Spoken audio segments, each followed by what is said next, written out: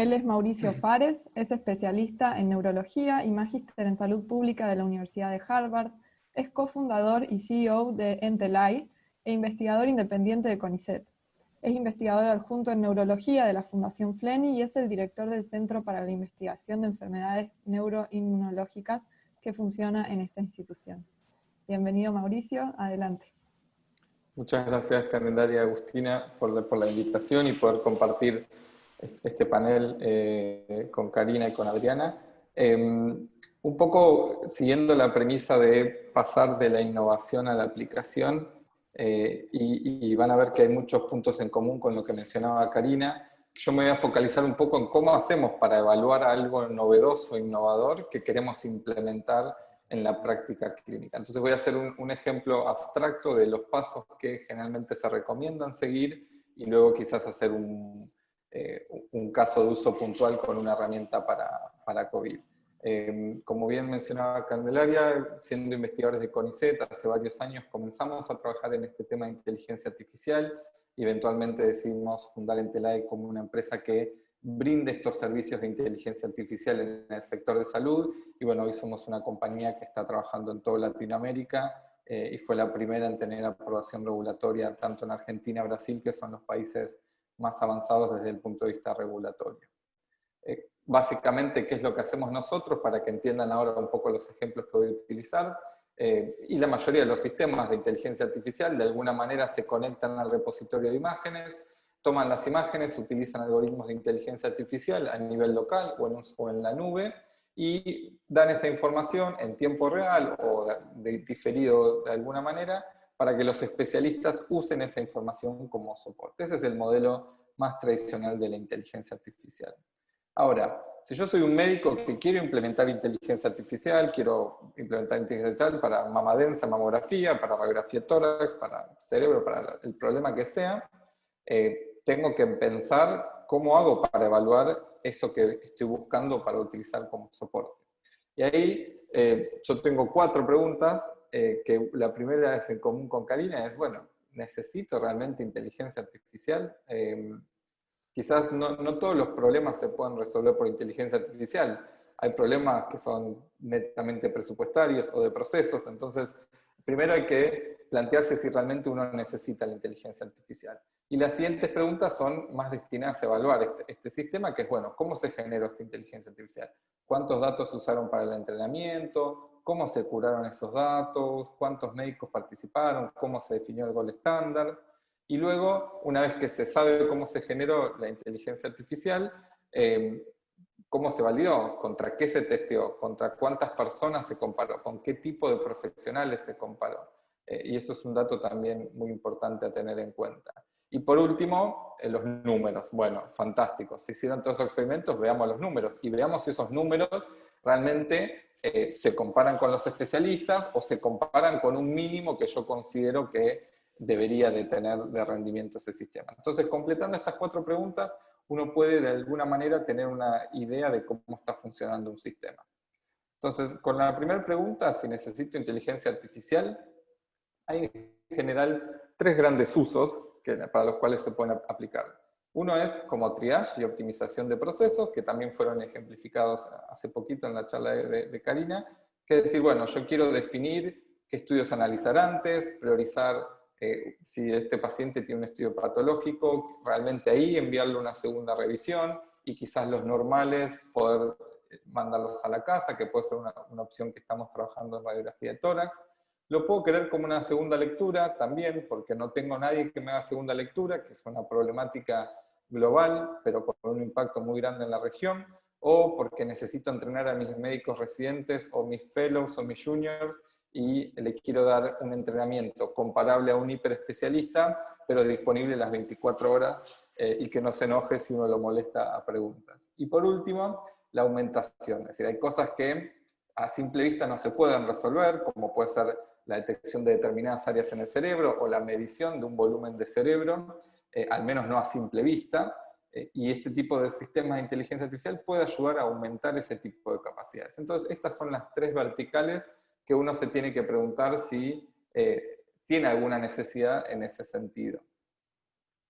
Y para poner algunos ejemplos, este es el trabajo de Google de principio de año, en los cuales ellos hacían una comparación contra especialistas con un muy buen conjunto de datos, y ellos planteaban que a modo de triage, este sistema podía tener una sensibilidad del 98%, con una especificidad relativamente baja, del 35%, pero que eso permitía una reducción de la carga laboral del 35 y 70%. Entonces, si uno lo quiere como triage, tener una sensibilidad muy alta es muy buena y sabe que le va a reducir la carga de trabajo de una manera significativa.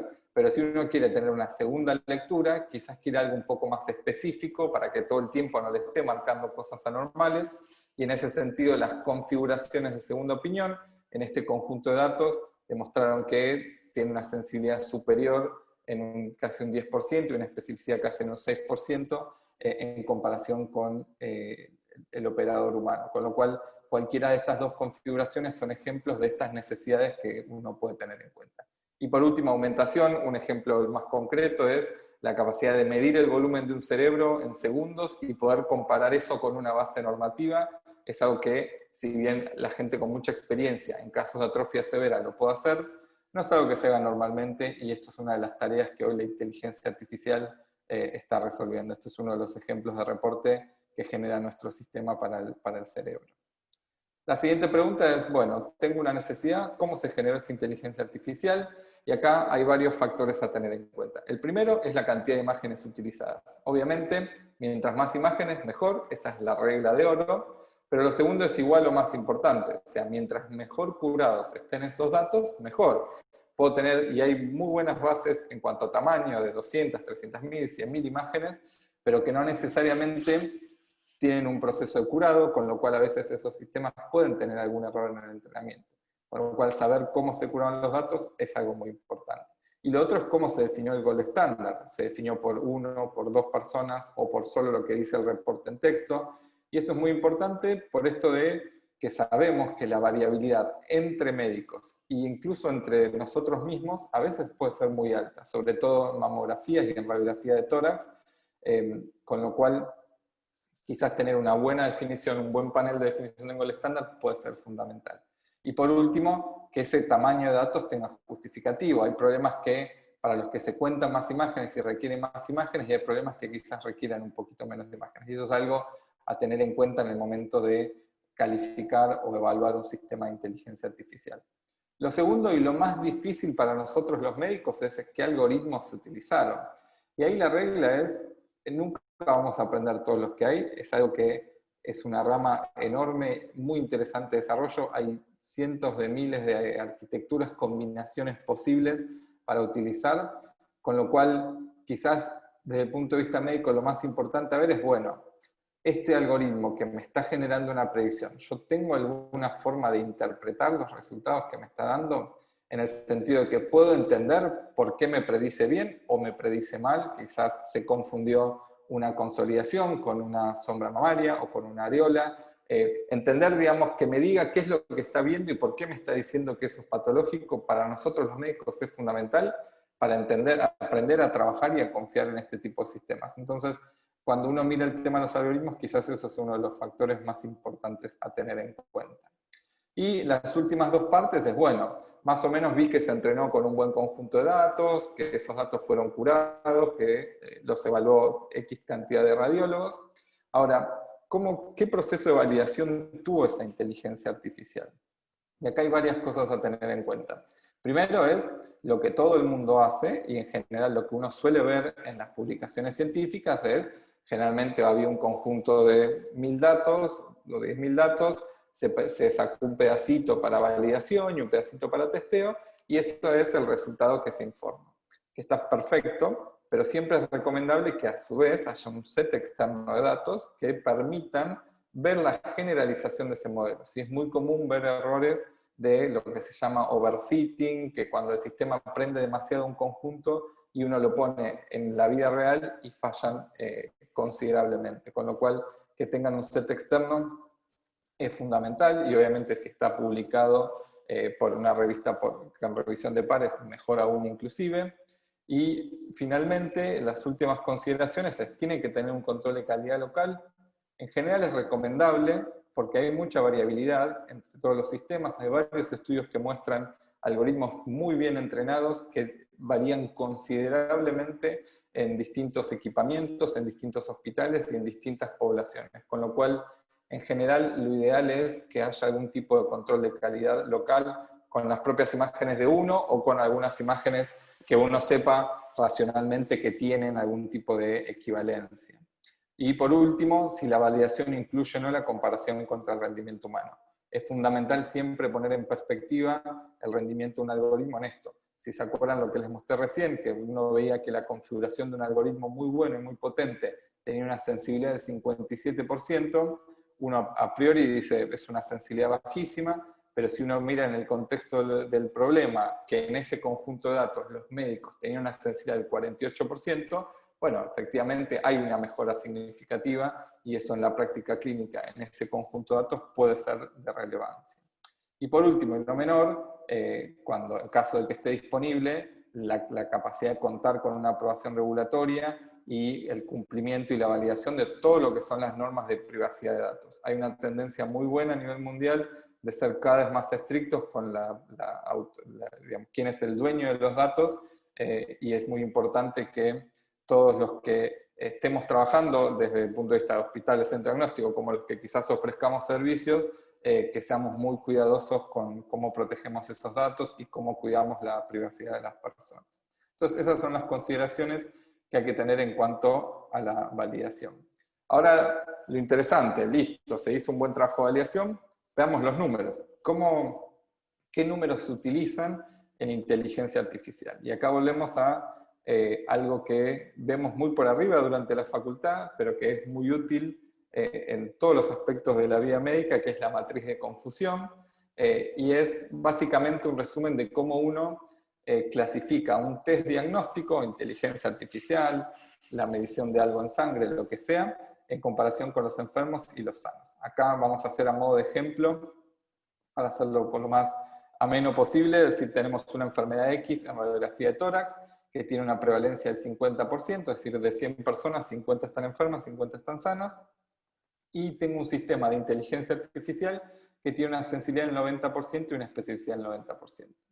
¿Qué es sensibilidad? Sensibilidad es el concepto más importante y que afortunadamente más tenemos en cuenta los médicos, que es el porcentaje de los enfermos que clasificamos correctamente. Es decir, si yo tengo 100 enfermos, clasifico 90 de 100 enfermos, tengo una sensibilidad del 90%. Esto me está diciendo que el sistema de inteligencia artificial me va a identificar bien 9 de cada 10. ¿Qué es la especificidad? La especificidad, repasando un poco, es el porcentaje de sanos correctamente clasificados. ¿Sí? Es un poco la inversa a lo que estábamos viendo con la sensibilidad. Y en este caso, de 100 personas sanas, identifica correctamente a 90, con lo cual tengo una especificidad del 90%. Esto, junto con área bajo la curva, son las 3 medidas claves para ver el rendimiento de un sistema. ¿Sí? Ahora, en general en computación, y es un término que nosotros desaconsejamos porque a los médicos puede ser bastante engañoso, es el tema de accuracy o exactitud, ¿sí? Que es un cálculo que se utiliza en informática para ver cuántas personas fueron correctamente clasificadas. Que quizás en informática tiene algunos usos, pero en medicina puede utilizarse de manera muy engañosa, ¿sí? En este caso, con este ejemplo de prevalencia 50%, 90% de sensibilidad y 90% de especificidad, el accuracy da obviamente 0.9. Pero ¿qué pasa si yo tengo un evento raro? ¿Sí? Como que quizás puede ser un cáncer de mama, que puede ser de 0,5, 1, 2% de una población total de screening. En esos casos raros, yo puedo informar una accuracy de 0,99 cuando mi sistema no detecta absolutamente ningún enfermo, ¿sí? De un enfermo que hay, el sistema justo falló en detectar ese. Con lo cual, decir que una accuracy de 0,99 quizás es bastante engañosa, cuando acá tendríamos que decir que la sensibilidad es del 0%. Entonces, si yo quiero hacer screening de cáncer de mama, que tiene un impacto muy negativo si no lo detecto, guiarme por este tipo de métricas puede ser muy confusa. Con lo cual, nosotros seguimos postulando que sensibilidad, especificidad, no hay con qué darle, es lejos la mejor métrica, junto con área bajo la curva, para evaluar un sistema de inteligencia artificial. Y acá, un poco entonces después entran otras métricas más relacionadas con la prevalencia, ¿sí? Que bueno, esto vamos a hablar directamente ya de lo que es valor predictivo positivo y valor predictivo negativo, que es la probabilidad de que tengamos la enfermedad si yo tengo un test positivo, y que habla más que nada, no tanto del test, porque a un mismo test, con la misma sensibilidad y la misma especificidad, yo puedo tener valores de BPP o BPN muy diferentes según la prevalencia, ¿sí? Entonces, este es un ejemplo de un valor predictivo positivo con una prevalencia del 50%, que es de 0,9, pero si yo bajo la prevalencia al 5%, veo que mi valor predictivo positivo baja a 0,3, y si bajo la prevalencia a 0,5%, mi valor predictivo positivo baja a 0,04. Con lo cual es una métrica a tener en cuenta siempre y cuando sepamos la prevalencia de la cual sale esa métrica, porque si no también puede generar bastante confusión. Y algo parecido pasa con el valor predictivo negativo, nada más que aquí se da la inversa, es la probabilidad de que yo sea sano si tengo un test negativo. Y aquí con una prevalencia del 50% tenemos un valor de 0,9, y a medida que baja la prevalencia, acá vemos el efecto opuesto, que el valor predictivo negativo suele ser cada vez más alto, llegando prácticamente a 1 en enfermedades con prevalencia muy baja.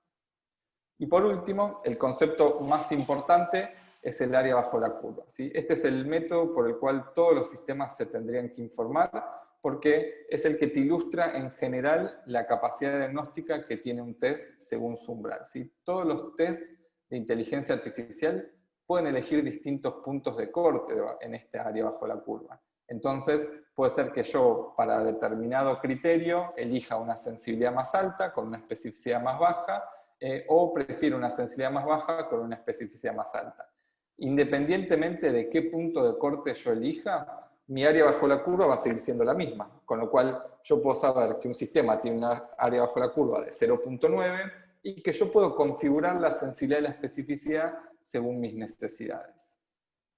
Entonces, como resumen, sensibilidad, especificidad, área bajo la curva es quizás el caso mejor para definir el rendimiento de un modelo de inteligencia artificial, mientras que BPP y BPN nos hablan un poquito más del contexto.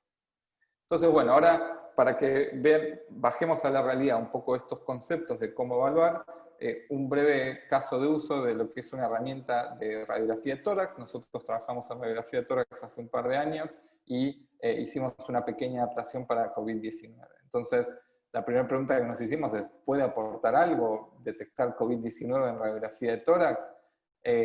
Y ahí, hablando con varios profesionales, lo que vimos es que sí, en algunos casos, sobre todo que no se contaba con tomografía, sobre todo que no había buen testeo o que el testeo demoraba mucho, quizás contar con soporte para la detección de COVID en radiografía podía ser una herramienta que a los médicos utilicen. Entonces decimos, bueno, quizás hay una necesidad para ayudar. ¿Cómo generamos esta inteligencia artificial? Teníamos un conjunto de datos curado de alrededor de 200.000 imágenes y un subconjunto aún más curado y etiquetado y segmentado, que en general detectaba si las radiografías eran normales y anormales, y sobre ese conjunto lo decidimos reentrenar y hacer una nueva base de datos con neumonía para COVID, otras neumonías y normal u otros hallazgos. Obviamente excluimos pacientes menores de 16 años o radiografías que tengan algún tipo de problema técnico. Estos son entonces la definición que usamos para los casos. Obviamente neumonía por COVID solo con PCR positiva y algún signo de neumonía tanto en radiografía como en TC de tórax, y después las otras etiquetas, obviamente PCR negativa para neumonía no COVID y normal otros hallazgos, en un conjunto enorme de otro tipo de información que no era ni neumonía por COVID ni neumonía no COVID. Estos son algunos de los repositorios, tanto nuestros como públicos que utilizamos para construir esto. Esto fue hecho al principio de la pandemia, entre marzo y abril, entonces utilizamos las imágenes que teníamos disponibles y utilizamos esta estrategia que se llama transferencia de conocimiento para reentrenar el modelo para que permita clasificar este tipo de patología. ¿Cómo hicimos la validación? Bueno, hicimos como se hace tradicionalmente, se agarran los datos, se separan en datos de entrenamiento y de testeo, e hicimos una evaluación interna, y también al principio nos empezamos a preguntar, bueno, ¿qué es lo que está mirando la inteligencia artificial? Como para tener una validación clínica en una época que todavía no había tanta exposición de los radiólogos a neumonía por COVID, Y lo que vimos efectivamente, esto es un mapa de activación, es decir, es lo que la inteligencia artificial está mirando en estas radiografías, y comparamos la que miraba cuando veía un paciente con COVID de lo que miraba cuando veía un paciente no COVID. Y esto que ven acá en el panel D, que es el delta, efectivamente lo que estábamos viendo es que se fijaba ampliamente en las bases de los pulmones, sobre todo a nivel periférico, que sabemos que son las áreas que suelen verse afectados en las neumonías por COVID. Entonces dijimos, bueno, tiene sentido, lo que está mirando para clasificar es lógico, y decidimos hacer una Mauricio, te evaluación. pido, quedan 2 minutos, por favor. En Perdón. 1 minuto y medio termino. Dale. Y entonces pasamos al siguiente paso, que es la evaluación clínica. Reclutamos a 54 médicos de toda Latinoamérica, principalmente de Argentina y de Chile, y los hicimos mirar radiografías de tórax, con y sin COVID y con otra patología. Y en la mitad de los casos le dábamos la asistencia de inteligencia artificial. Es decir, aleatoriamente a veces le decíamos, fíjate que esto es una placa, decinos tu diagnóstico, y en la mitad de los casos le decíamos, fíjate que inteligencia artificial dice que esto tiene neumonía por COVID. Y entonces ahora sí, yendo a las métricas, lo que vimos es que nuestro modelo tiene un área bajo la curva de 0.96 cuando hacíamos la validación interna, que esa validación en un conjunto completamente distinto que conseguimos luego tenía un área bajo la curva de 0.83, es decir, había un pequeño impacto cuando uno cambiaba de interno a externo, por eso siempre es importante hacer estos testeos. Y lo más importante, cuando lo comparamos con los médicos, vimos que efectivamente el sistema tenía una sensibilidad mayor que los médicos, una especificidad comparable, pero cuando los médicos utilizaban esta herramienta, generalmente tenían una mejora significativa de su sensibilidad a costa de una pequeña disminución de lo que era la especificidad. Es decir, tanto en validación interna, externa como clínica, el algoritmo tenía un rendimiento bueno y útil para los radiólogos. Y finalmente, obviamente, el gol estándar de todo este tipo de trabajo es haber podido hacer toda la presentación y que la Agencia Regulatoria Argentina haya aprobado este dispositivo hace alrededor de 1 mes y medio o 2. Entonces, bueno, por eso esta herramienta hoy ya está disponible de manera gratuita para los médicos que la quieran utilizar. Voy a saltear un poco los ejemplos. Sí, entonces, hablar un poquito de las limitaciones. Obviamente este fue un trabajo hecho a contrarreloj, con lo cual no se contaron quizás con el número de imágenes que se suele contar para este tipo de desarrollos, que el estudio clínico se hizo con los médicos en una herramienta web que no necesariamente era su workstation, con lo cual a veces eso puede afectar el rendimiento de los médicos, y ahora estamos trabajando con el doctor Javier Vallejos en el CEMIC en un estudio muy interesante comparando este algoritmo de inteligencia artificial con otras herramientas, y que es algo que nosotros siempre impulsamos a los médicos a hacer de manera independiente, y este, como ejemplo, es un trabajo que hicimos de algo muy parecido para la parte de cerebro. Entonces, como conclusiones, tenemos que entender cuál es la necesidad del sistema, para qué necesito la inteligencia artificial, tenemos que evaluar la formación que tiene esa inteligencia artificial, y tenemos que ver cómo le va en las métricas y en los resultados. Y termino un poco con un poquito del chivo de la presentación, pero todo esto que hablamos, que es evaluar sistemas y mejorar nuestra relación con los sistemas de inteligencia artificial, para nosotros se resume en esta iniciativa que es Entelai Academy, que es un sitio de formación y de cursos de inteligencia artificial aplicada, 100% con casos reales y de aplicación, para que los médicos vayan aprendiendo a trabajar, incorporando este tipo de tecnologías.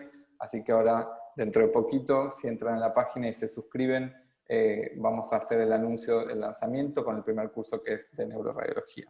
Y para el año que viene, obviamente, estamos trabajando en lo que es mamografía y tórax, que son nuestras otras herramientas. Así que, sí, Cande, perdón, por ahí me pasé un poquito, Muchas pero gracias, Mauricio. muchísimas gracias No te por... preocupes.